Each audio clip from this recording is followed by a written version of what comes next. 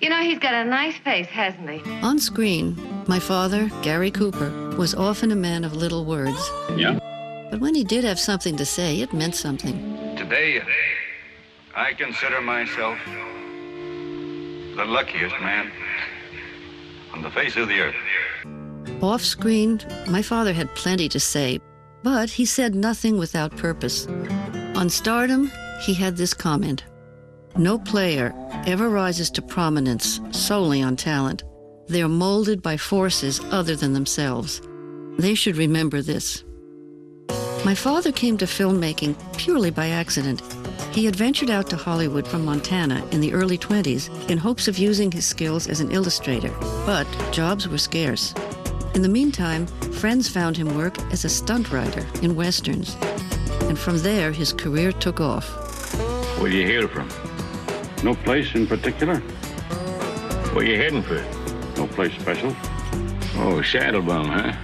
My father was a natural when it came to making westerns, and he enjoyed making them, but he was equally adept at a variety of roles, from playing a member of the French Foreign Legion to the explorer Marco Polo. You have never seen food like this before? No, what is it, snakes? No, no. Whatever the role demanded, he was able to provide, whether it be a tough guy or a bumbling, shy type. Make no mistake, I shall regret the absence of your keen mind. Unfortunately, it is inseparable from an extremely disturbing body. He also had a tremendously wry sense of humor, and that comes through in many of his films. I felt he didn't get to do enough comedy. He had a natural humor, which certainly manifested itself in his everyday life. His playfulness came out in many ways, like playing the harmonica, and he tried to fit that into roles whenever he could.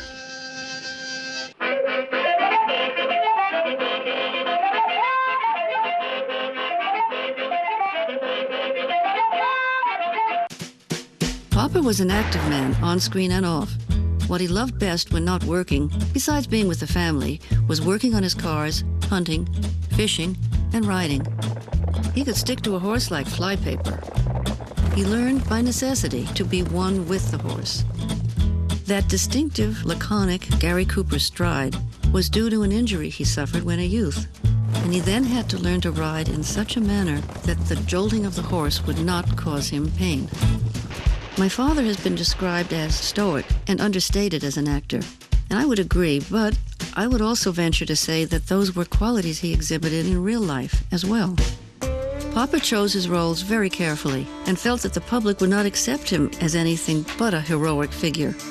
He once told the screenwriter Niven Bush, "Just make me the hero." The writer Ernest Hemingway definitely saw my father as the embodiment of his diffident heroes. Papa had starred in the 1933 film version of Ernest Hemingway's Farewell to Arms, but Hemingway wrote the role of Robert Jordan in For Whom the Bell Tolls with Gary Cooper in mind. I know it's harder for you, but now I am you also. If you go, I go too. That's the only way I can go.